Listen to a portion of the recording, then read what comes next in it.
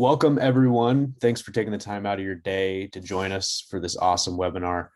I am your host, Chase Brofman. I'm from the CSAC Finance Corporation, and our speakers today include Tyler Fram and Alex DeRosa from the Three+One team. They're going to break down some key factors to maximizing every dollar from the American Rescue Plan that's on your way to your agency. Hopefully sooner rather than later. Time will tell. I know we haven't received an exact date for those, but hopefully very, very soon. Before I hand it over to our speakers today, I just want to provide a quick introduction on Three+One and explain what they do for agencies across the country, as well as introduce our speakers for today. In short, Three+One's proprietary liquidity data technology is used to maximize the value of every dollar through their liquidity analysis process.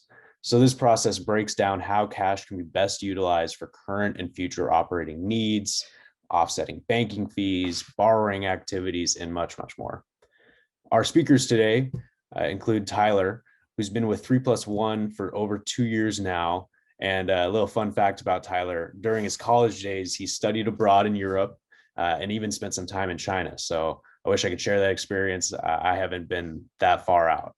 Alex has been with Three+One for a cumulative 4 years now.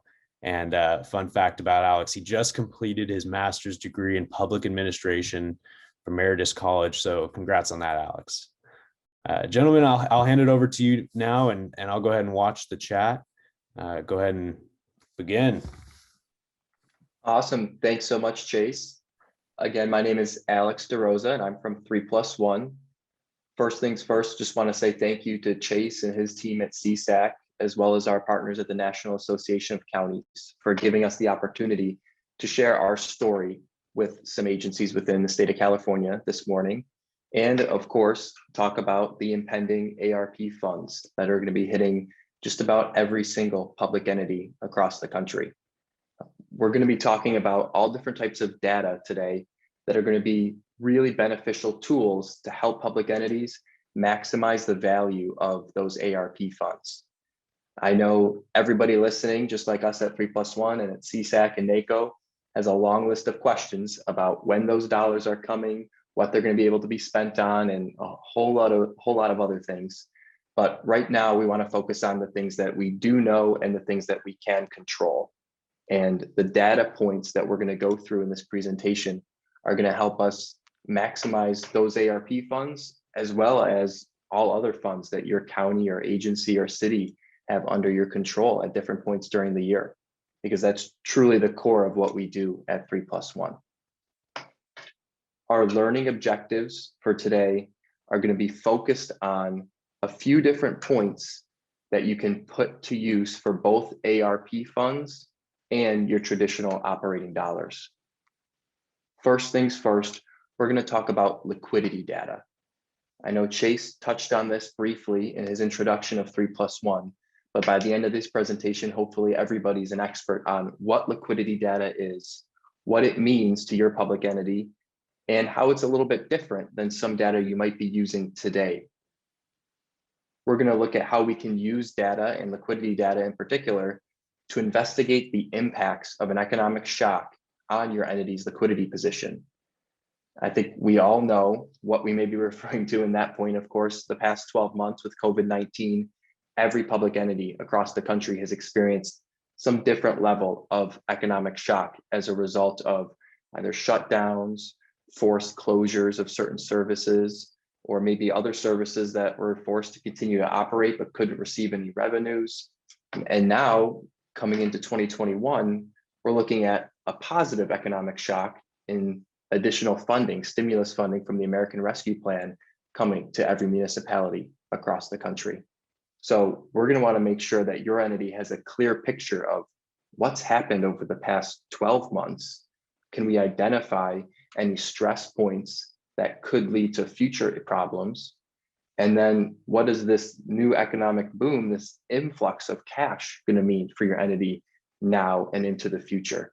So I think one thing that Tyler would likely agree with me on is anytime we sit down and work with a public entity, whether it's a county, a city, a town, a village, the story is there's no such thing as a normal year. There's always something that's easy to point to that says, well, this happened, so we can't plan on that next year. We certainly didn't have a normal 2020, and we're not going to have a normal 2021 either. So rather than just ignoring the fact that it's not a traditional year, we want to get a little bit into the data and dig deep and find what opportunities there are to maximize revenue and savings even through all of these changes. We're going to talk about some ways to forecast your liquidity going forward. So obviously with the influx of ARP funds, every single entity's liquidity position is going to be experiencing a significant shift. And that's not something that would have appeared in forecasts from 6 or 7 months ago. But now that we do know it is coming and we know how much is coming, your entity should be planning for how much cash you're going to have under your control in about 60 days or less, maybe. And we want to make sure that you have weekly information that can allow your entity to maximize the value of those funds and prepare for totally new settings in terms of your liquidity management practices for the remainder of 2021 and potentially all the way till 2024 when these ARP funds have to be spent out. A little bit later in the presentation, we're going to talk about evaluating our different financial partners. And understanding what we do at 3+One is an important piece of that conversation. As Chase alluded to earlier, we're a data company, which means we're not a bank, we're not an investment advisor, we're not a fund manager. And that sets us apart from other financial providers because we're not trying to acquire any deposits or any cash from public entities. What we are doing is looking at those entities who do acquire cash, banks and asset managers and investment advisors. And we want to make sure that they're bringing the most possible value to their clients, public entities, based on how long public entities cash is available for, how much cash they have, and what the marketplace says that cash is worth. We've seen some tremendous shifts in the marketplace over the past 12 to 15 months. Anybody that's a public funds manager can tell you that because we've seen treasury rates go from the mid 1% range last year at this time to less than 10 basis points today. When there's that many shifts in a marketplace, it requires consistent review and data to clearly show where opportunities are and to ensure that your taxpayers are getting the most they possibly can. Because what you were doing this time last year likely isn't the best option this year. And then lastly, throughout the presentation, we'll be sprinkling in some tips on how to use that data, actionable data, to share your changing financial picture with your stakeholders. As you'll see today, we have so many different examples of meaningful data points. We know it can be tough to choose which data points to share with your constituents and with your stakeholders on a board or a council, but that's something that we can help with any public entity's finance office, is find some high level aggregate information that makes sense to your stakeholders in a way that makes sense for people who aren't necessarily digging into the finances of a county or a city every single day. Because what we live and breathe every day is just a 5-minute conversation once a month for some board members, but it's still important that they're educated on where your office and where your county may be going in the near future. We're going to test some polling here as part of our presentation to try to get everyone a little bit involved and make sure that we can get those CPE credits as well. So if everyone can please use your computer or your phone and go to pollev.com/3+1. We have some live poll questions that we'll be asking. And we start with just a very quick test question that we want to make sure everyone can access the poll. Might be having some technical difficulties right now, but that's why we start with a test question. And if we're unable to get some live results, I know that when the questions do pop up, we're able to store them at a later point as well. So I'll give it a couple more seconds here. As we know, technology can be finicky from time to time.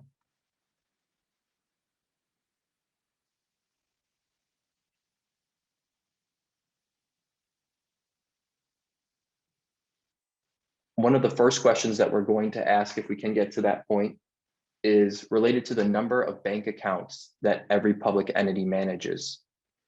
This seems like a pretty standard question that hopefully your key finance stakeholders know the answer to, but it's something that we always look into at 3+One, because when we're collecting data, collecting information, we're going through the lens of a bank account. And that's a big factor that we're going to touch on today on the difference between liquidity and cash flow. When we're talking about liquidity, we're looking specifically at what your bank sees, what assets, what resources are available on the bank side and available for your county based on your structure with your different financial partners. So your financial picture as a county with, say, 75 accounts is going to look very different than your financial structure with a county who might only have 1 or 2 accounts. We all know that there's going to be some back end information in terms of general ledgers and sub accounting with different funds within a public entity. But when we have a bank account information, it can be completely separate from what's available in terms of your general ledger and accounting information. Looks like there is a poll that has popped up on the screen here. There we go. And Alex, I did also launch a poll. Our attendees should see that on their end, and we did get a response back from that. That's fantastic. A lot of more than 5 bank accounts that our agencies have. Okay, perfect. Thank you. And I believe the next question or the next slide goes into another poll question that would automatically update on the pollev.com website that is up and running now. So this is the how many bank accounts does your county manage question. Chase mentioned we already did get some responses on the Zoom poll, which was more than 5. This is something that at 3+One, we've seen a lot of differences in based on the type of entity, whether it be a city, a county, an agency, and also the location. We've worked with some entities that have upwards of 150 to 200 accounts, some even close to 1,000. And I've seen other agencies of the exact same size who only have 5 or 6 accounts at most. And when we're able to dig into each bank account and research the transactions within and look at how your entity is receiving cash and spending cash from those accounts, it unveils a lot of key information that's extremely different than that cash flow side of a general ledger and what your accounting software might say you actually have available in different accounts. So with that, I'm going to transition things over to Tyler as we start to look into some opportunities that are going to be available for every entity within California with the passing of ARP and some funds that should be hitting those bank accounts in the near future. Thanks very much, Alex. And thanks everybody for being flexible with us with the poll questions. We just like to make this as interactive as possible. So we love getting your feedback. And if at any point during this webinar today, you have any questions, please refer to the chat box. I know Chase has been kind enough to monitor that for us, and we'll relay any of the questions that we can and try and get you some answers. I think the feedback that we've received, and I know Alex will agree with me on this, on the impending ARP funding that almost every public entity across the country is slated to receive within the next month or so, there's a lot of questions out there. There's a lot of new cash that's going to be entering the system. We're not exactly sure about every use case for that cash. And I think the overarching theme that we've noticed from speaking with counties, cities, towns, villages, any sort of public entity across the country is, what should I be doing with this cash?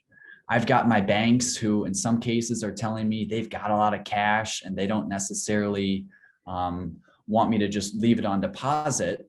But at the same point, I've got this cash available for about 3.5 years. We're looking towards the end of 2024 to when this cash needs to be spent, and making sure that you have a plan in place to ensure that every single dollar that you'll be receiving in ARP funding is going to provide the maximum amount of value to your taxpayers is really essential. And that's where the tools and liquidity data that CashVest is providing other entities across the country is really coming into play right now.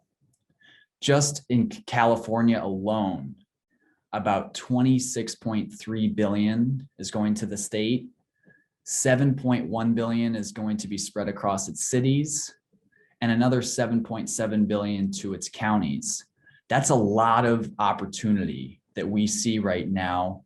And we want to help you make sure that you have a plan in place, looking at what the guidelines are as they're coming available, and making sure that through the end of 2024, every single one of these dollars is going to be useful to your taxpayers and not become a burden on your finance team. There's a lot of implications, of course, of this funding. There's going to be periodic reports that are required. And of course, you'll need to track every dollar that's spent. So amid figuring out what you can do with the cash, where it's going to provide the most benefit, that takes up a lot of time. And one of the ways that we've been helping entities across the country is by handling the part focused on your liquidity strategy. You all are running 1,000,000 miles an hour in 1,000,000 different directions. And our goal at CashVest is to really be an extension of your team and just be running in one direction, and that's to serve you. We've got a team of seasoned professionals here that our singular goal is to take the burden off of your team and ensure that you have the tools needed so that you can manage these ARP funds, manage the cash that you have right now. And to be honest, a lot of entities that we've spoken to and received feedback from is that they are actually in a better financial position right now than they were at the same point last year. To me, that's pretty surprising to hear, especially when we are coming towards the end, hopefully, of a global pandemic. It's hard to say that 1 year ago, we would have been predicting a better fiscal position right now than we were 12 months ago. Pretty amazing, right?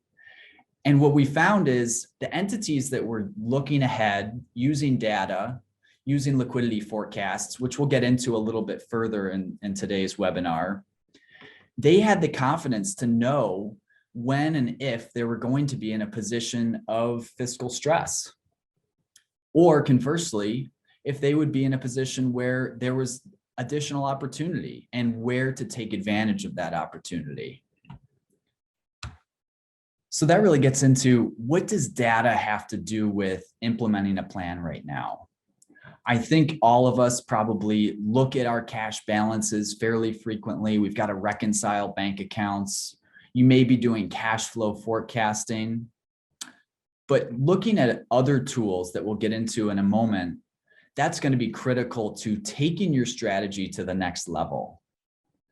And I think 10 years from now, this is really a once in a lifetime opportunity with the current ARP funding that's going to be coming out shortly. And looking back at this period in time, we're going to look at the entities who merely spent the cash as fast as possible. And conversely, which entities really had a plan to maximize the value of that, making sure it's working for you through 2024, and just making sure that we're working with taxpayers, looking at opportunities in the marketplace, figuring out how we are going to serve them in the best way possible. And that's our goal. I'm going to pass it back over to Alex now, who's going to talk about what really is data? How do we decipher it? What is involved in the process of looking at new data tools, and how can they really be an extension of my finance team? So Alex? Thanks, Tyler. This is a question that we find ourselves asking each other every single day, because as you all may remember, really at the turn of the century back in 2000, we were calling it the information age, because of the amount of information that was readily available to us on the internet as the internet really took off and grew. I think now, 15 to 20 years later, we've entered the over-information age, because there is so much information, so much data out there being thrown at us we're starting to learn how to leverage that. But as we learn, in a lot of ways, it can be too much all at once. We have access to so much information. We need to try to help finance offices focus on the key actionable data points that can actually lead to new revenue and new savings, instead of information that's, well, that's helpful, but it doesn't really add anything to the table for us. And that's what our focus is always on. So when we want to learn about data, we want to find some real world examples of how it's helped other organizations. When I think about analytics, I'm a sports fan, and for you all in California, you're probably more familiar than many people around the country with the Moneyball story with the Oakland Athletics. It's the first place that my mind always goes to, because the Athletics were known as the first team to really leverage analytics in sports and take it to another level. They realized that they had this information being generated out there, and they could use it to their advantage and as an advantage on other teams in the league as well. So what we want to do at 3+One is help public entities use that same data that they're creating and use it to their advantage. How can they create more revenue, more savings in their operations with different banks, different investment partners, and looking at the marketplace, what their peers are earning and what their peers are doing on an operational standpoint within their finance offices. So today, the three main points of data that we're going to be focused on is one, liquidity data. That would be the operations of your finance office, the ebbs and flows of your cash, how much cash you have, and how long it's available for. Two, we're going to talk about treasury services data. That's your banking information, any fees you might be charged by banks, any required balances they might have for you all, and what services you use at banks. And three, we're going to talk about marketplace data. So what are your peers doing? What are your peers earning? What does the marketplace say your cash is truly worth? And when we can find actionable data points within those three sections, all focused on cash, that's what's going to lead to new revenue and savings for California entities. So that first piece of liquidity versus cash flow, we've touched on this a couple points already.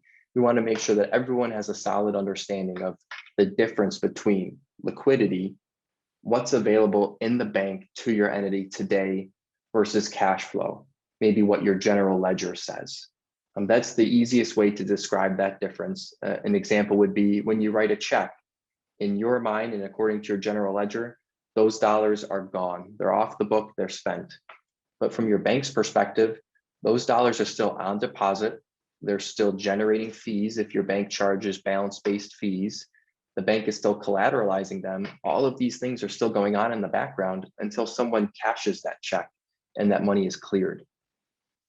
When we're able to combine the liquidity picture with the cash flow picture, entities are able to truly maximize the value of their resources, because we're always going to need both.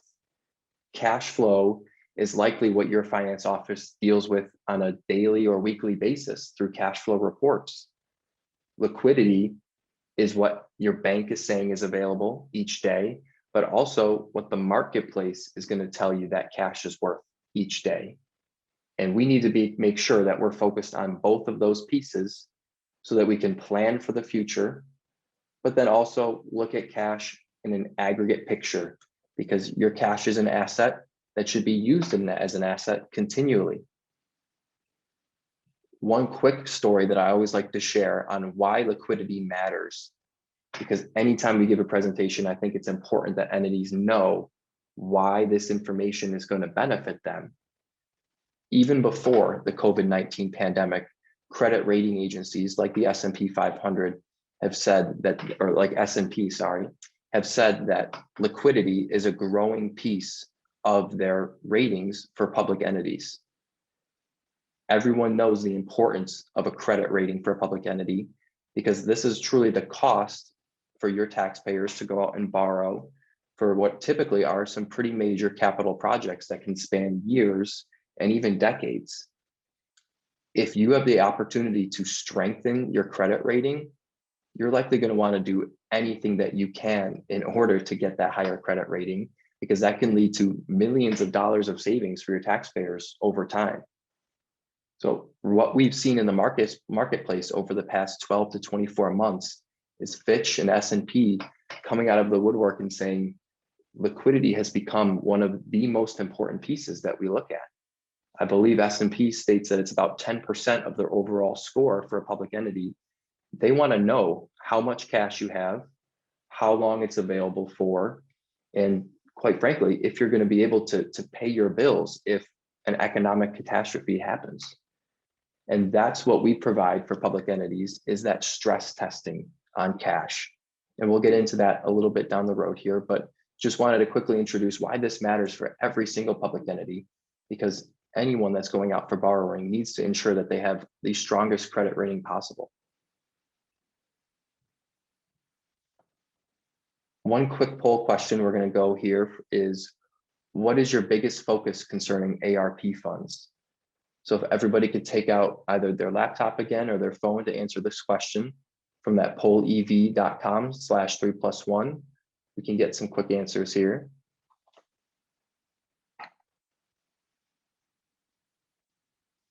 Obviously, everybody would like to know what we can spend our ARP funds on. Unfortunately, we're not going to have answers on that today. But looking at that overall cash management strategy, answer A, that's where we are trying to find some solutions today, is where are we going to see changes in our liquidity, and where are we going to see opportunities to potentially use ARP funds to fill holes or gaps in our liquidity position and in our liquidity management strategy right now. Because of the changes that have gone on in the marketplace, something Tyler alluded to earlier, we saw a report last week that showed bank deposits across the United States increased by about 24% between 2020 and 2019. That was the largest increase that we have seen in the history of measuring bank deposits in the United States in just 1 year. What this means is that banks are flush with deposits, flush with cash, and that was before this ARP funding goes out, where every single public entity is getting many, many dollars, in some cases millions of dollars, and every individual or many individuals across the country receive stimulus funds on top of this ARP funding as well. Banks are flush with cash, and that changes their appetite for cash and what they're willing to do on their product servicing side. So it's important that we have regular conversations with banks and other investment providers in the market to see what's going to be available as these dollars roll out. Because I'm sure your bank has a very different attitude about cash today than they did 12 or 15 months ago. And when we can figure out what each bank is truly looking for and share data with them about how long your cash is available for, that's when we find some solutions that work for both parties and can balance an overall relationship. I'm going to pass things back to Tyler as we get on to the next slide here, where we're looking at a real world example of some actionable data that your finance office has access to right now. Thanks, Alex. One of the tools that's been really important over the last year and moving into this period of recovery is looking at the monthly net change in cash across your entity. Some of the feedback we received in the beginning of the coronavirus pandemic is, Tyler, Alex, I don't know if I'm going to be able to make payroll next week. I'm worrying about the safety of my staff and my constituents.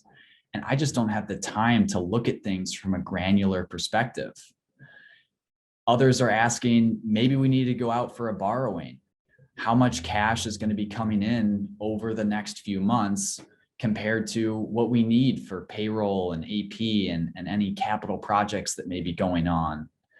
And right now, as we are about to receive all of this ARP funding, one thing that's for sure is that there's going to be a lot of scrutiny on using this cash. And the feedback we've received is any additional data and planning that we can help entities with right now is going to just strengthen your finance team. This is going to allow you to make decisions with more confidence and ease. You may be doing cash flow forecasting that predicts the likelihood of your inflows and your outflows.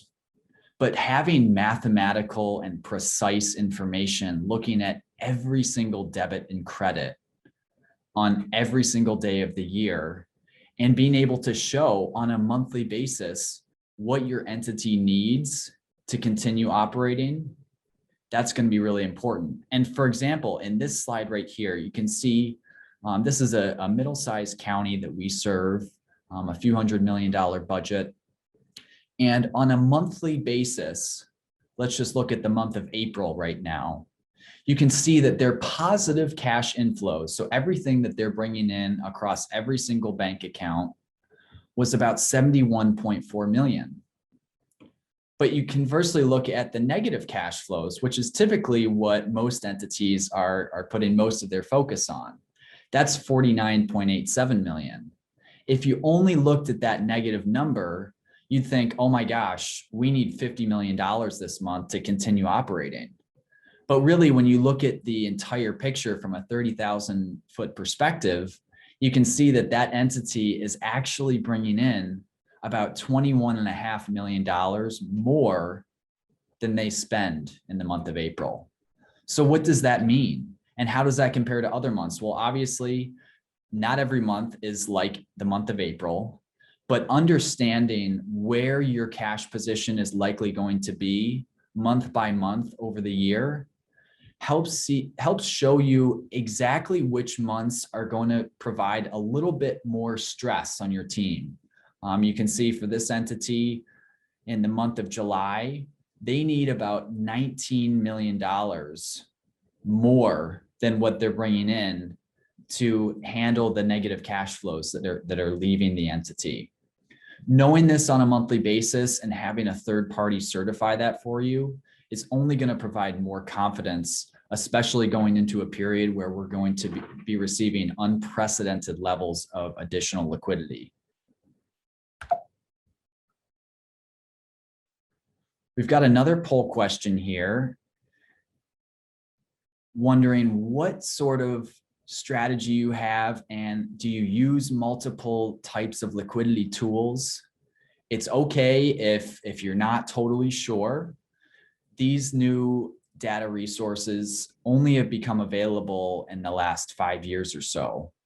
And we've been able to harness that technology and share these new tools with counties across the country so that they have the resources they need to make decisions. Looks like a pretty even split between no and I don't know. That's totally fine. We're going to go in with a little bit more detail in a moment.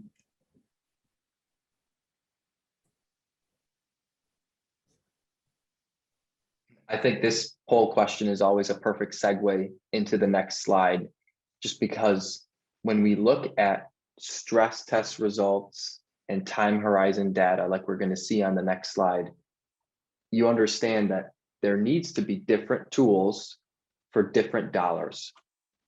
For public entities as large as many of the entities on the call today, in some cases, maybe billions of dollars a year flowing through them, everyone needs to understand that there is no one size fits all solution for every single dollar. When you have access to time horizon data, that means you know when a dollar comes in the door, exactly how long it's going to be hanging around until it leaves. And based on that information, you can use different liquidity management tools to maximize the value of those dollars. So Tyler's going to walk through what our stress test results do and how they can help entities not only prepare for the future, but also prepare for an economic shock like we had with COVID-19. That's exactly right, Alex. And we like to refer to this graph internally as the money graph, because this really shows exactly the opportunity that your entity has. And as Alex was mentioning, there really is no one size fits all liquidity strategy. And when you look at the different types of entities that we serve across the country, this graph varies widely. You'll never see the exact same graph from one entity to another, because when you look at every single debit and every single credit that moves through your entity, and you stress test that 50,000 different times, run it through Monte Carlo simulations, everyone has a different output and different opportunity. For example, this county, which we have on the screen right now, they've got 115.6 million in what we call strategic liquidity. And that is cash that you don't need on a day-to-day basis for operations. It's really cash that we can look strategically into the marketplace and say, maybe there's an opportunity to do something here. Of course, we're not investment advisors or RIAs. We don't take any deposits, but knowing the time horizon of every single dollar that you have from the moment that you bring it in to the moment that you spend it, that's the data that you need, and also what your banks prefer to see, because then they can provide potentially better opportunities for you. When banks are looking at deposits on their balance sheet, if they know how long it's available for, then they have a better opportunity to make a loan with that dollar and know how long of a term that they can lend that money out. Whereas if they don't have information and data to know how long each dollar is available, they may not be able to provide the same opportunities as entities who do have data.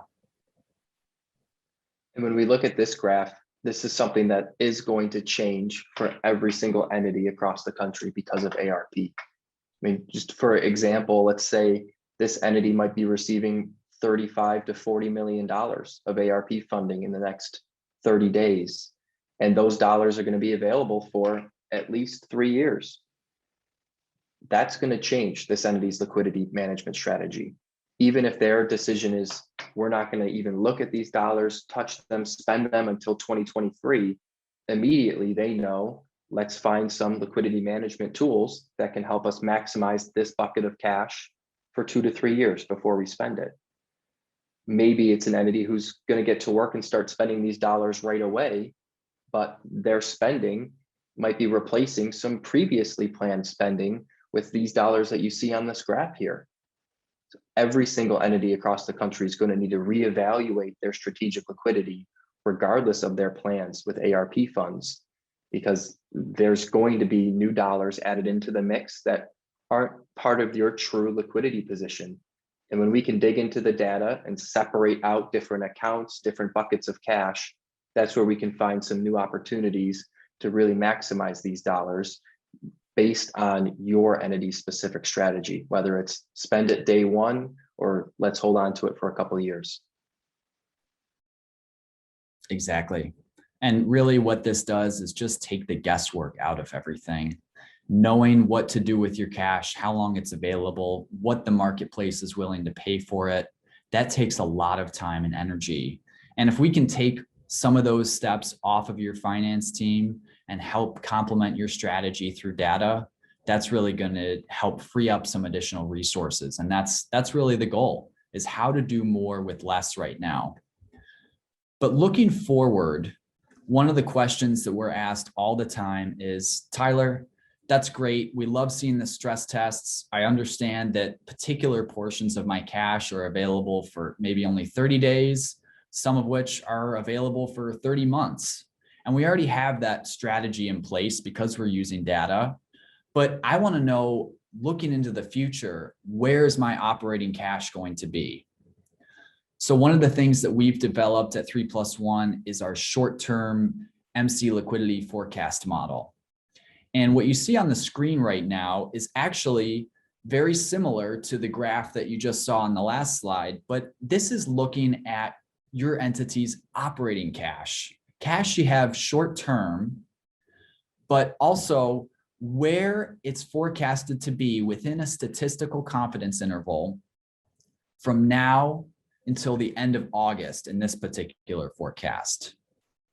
And having that confidence, knowing where your liquidity position is going to be 6 months into the future, man, I think at the beginning of this pandemic, we like to call this the crystal ball, but understanding within a statistical level of confidence where you were going to be from March of 2020 through the end of 2020, man, that would have been really helpful. And that's the feedback that we've received. One of the ways that we look at the performance of this is comparing entities' actual liquidity positions to what we originally forecasted.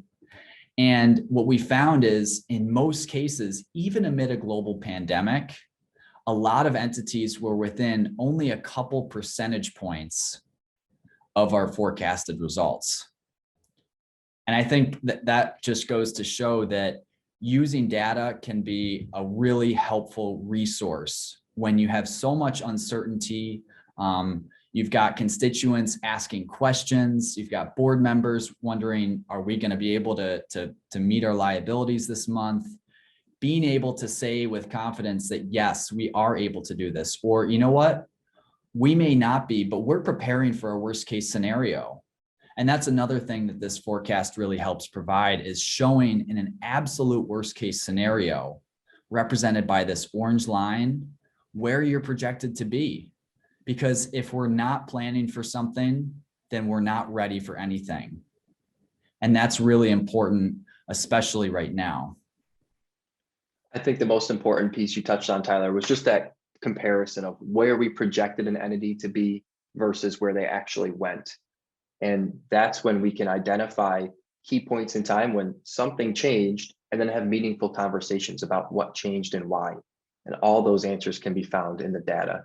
And that's something that, as an ongoing conversation, keeps entities involved and engaged in their own data, their own information, because like we noted before, there's no such thing as just a normal, typical year.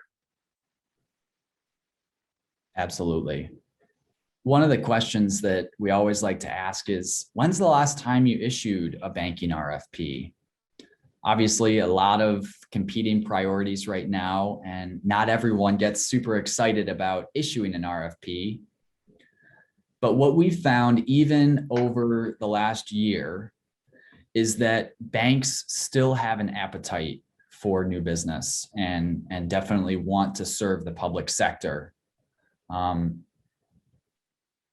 Looks like about half of the respondents, about 5+ years ago. Some states we've even found require that entities issue RFPs on a regular basis. So this may be something that you're thinking about, that you've done recently. About 17% have issued an RFP in the last 3 to 5 years. There's a couple main reasons why we see those requirements in other states. One, of course, is we want to ensure that all local businesses have the opportunity to serve a public entity, to serve a government. But two, is to ensure that we're able to certify competitive pricing. And that's where we're going to go into the next section of data that we touch on, in that peer-to-peer benchmarking and your banking relationships. Because if you don't know what the marketplace is saying your cash is worth and where your banking fees should be, then all you really know is what your 1 or 2 banks may be telling you. This is an example of an RFP that we helped a county complete within the last 6 months. And we like to highlight this because these are just the top 3 respondents. But what you can see is that the responses between these 3 banking institutions really varied widely. The bank number 1 would mean that if they chose bank number 1, this entity would pay about $15,000 a year in banking fees. But you contrast that with the 3rd bank, who would have charged about $49,000 in banking fees after looking at what the entity would have in a compensating balance. It's really interesting to see the variance between respondents right now, but also understanding how that compares to the benchmarks. We're issuing RFPs all across the country. And when you have marketplace information to compare to banks that are responding to your RFP, you're able to see and show your constituents how a new banking relationship is going to benefit your entity. And I think, Alex, I know you've also helped issue some RFPs recently.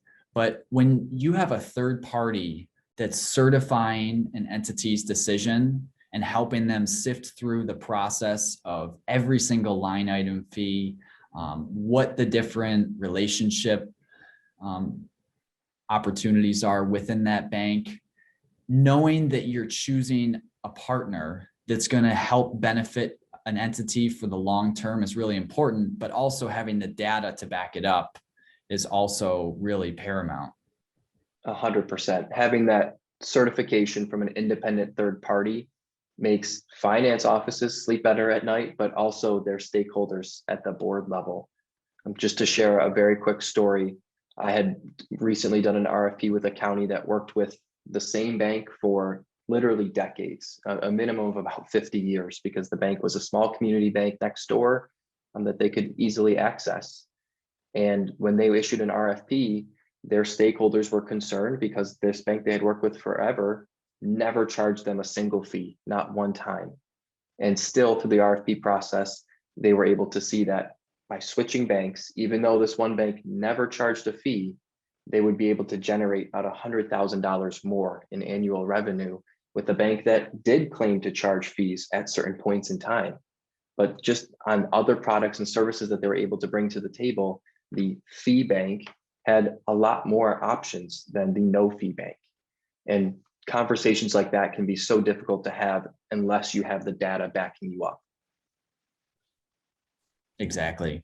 Yeah, and this actually, the county that is has these three options on the screen right now, they had been with their bank for 40 years and thought, why would we ever switch? What's the benefit going to be? And they're going to end up saving well over $50,000 a year for the next 5 years at least. So it's exciting to be able to show taxpayers that you're always looking at every opportunity and you have the information to show what that benefit's going to be. While we're on the topic of market benchmarks, we just wanted to share briefly some information that we've received from banks over the last 60 days. And you may have heard from your current banking partners right now that opportunities have really been reduced in the last few months. And we're here to tell you today that the marketplace still has opportunities available, but without the data to know how long your cash is available for, what banks are allowed to do business in your state, how does your banking provider's options compare to your investment policy, that's all really essential information that you need to have before you can figure out what the market benchmarks are. But ensuring that you're always maximizing your financial resources through those benchmarks and through liquidity data will lead to a benefit for you. Now, we're obviously, not here to tell you to invest money. We're obviously just the data providers. But having all of this information at your fingertips is just going to help make that decision process more streamlined and also potentially provide a benefit. So what are the impacts? This is just a chart that we use to monitor entities' liquidity positions. Are they following the data? Looking at that strategic liquidity, are we utilizing fixed income to maybe hedge against market volatility? Do we have an appropriate amount of cash in our operating accounts, or maybe in some higher yield liquid accounts that we don't need on a daily basis? And being able to track that for some entities is not easy. We work with some entities that have budgets in the couple $2 billion. And when you're dealing with over 10 different banking relationships and hundreds potentially of bank accounts, tracking this information is not something that most entities have the time or the resources to do. And that's where we come in. We help look at what the opportunity is, monitor every bank account, and show how that it's all stacking up together.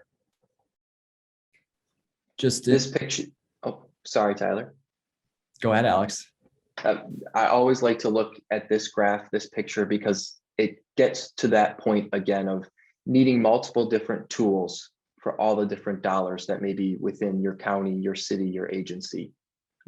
Public entities have reserve dollars that they may know they're not going to spend for a certain amount of time. They may have restricted dollars that they can't use to earn interest potentially. They may have just general operating dollars and side revenue dollars through utilities like water or sewer. All of these dollars have different flows, they have different regulations, and therefore they should have different liquidity management strategies. So when we're helping public entities, we want to focus on solutions for each one of those types of dollars. Because I think anyone that's managed funds over the past 12 to 18 months knows, man, if I had some funds last February, last January, right before COVID, that I knew was available for 2 years or 3 years, and I could have locked in a 1.5 or 1.7% rate for 2 years at that point in time, I would have been feeling pretty good about myself right now. And vice versa, if we had a lot of funds in liquid tools and maybe they didn't need to be liquid, they saw their rate fall drastically over the past 8 or 9 months. And that looks like some lost value. But there's no way to know whether or not you should be using one of those liquid tools or something that can lock in a rate for 2 or 3 years unless you know that that cash is available for 2 or 3 years. So having that certification is one of the many benefits of liquidity management that are shown on this last slide here. One thing that I think everyone can take away from this presentation is the availability of data in all the different areas of cash management. We need to look at data about how you receive cash, what services you're using to receive it, how you disperse cash, what services you're using to pay out those monies, what you're doing with it in between that time. If you're borrowing any cash, what rates you're paying to borrow. And of course, if you're investing, what rates are available in the marketplace. There are so many different areas that data comes into play on cash management. And when we're talking about hundreds of millions of dollars, it's not difficult to find tens of thousands, if not hundreds of thousands of new value or new savings just by investigating questions that sometimes entities have never investigated because they just simply don't have the time, the resources, or the technology to really dig in on how those processes are affecting their overall liquidity position and where they're moving. So with the arrival of ARP funds in the next likely 30 to 60 days here, I think it's a great time for everyone to review what you have available to you right now and what looks like is going to be available to you for the next 2 or 3 years, because there's going to be a huge influx of cash available. And if you're able to, say, unrestrict some of those dollars very quickly because of lost revenue from COVID, that's going to be new operating money just thrown into your bucket of potentially general fund dollars right away. And having a strategy ready to go is going to be the best way to ensure that your taxpayers are getting the most that they possibly can for the life of these dollars. So with that, I think we'd like to open it up to any questions that are out there. Please feel free to chime in on the chat box or the Q&A section. And thank you again, everyone, for your time this afternoon. I really appreciate it. Yeah, that's great. Thank you both. Thank you, Alex and Tyler, for bringing these fantastic concepts to our California agencies. A primary focus of California entities are the 3 principles: safety, liquidity, and yield. And these 3 principles help the investment officers protect public's capital. And so one analogy I like to use is if liquidity is the oxygen, then safety is your food, and then the yield is the energy, right? And a person can go without food or energy for about a week, but they can only go a few minutes without oxygen. So that really speaks to how critical this liquidity analysis is to public agencies. And so with that, thank you all for your time for joining us, and enjoy the rest of your week. Thanks, Chase. Thanks, everyone. Thank you all. Have a great day.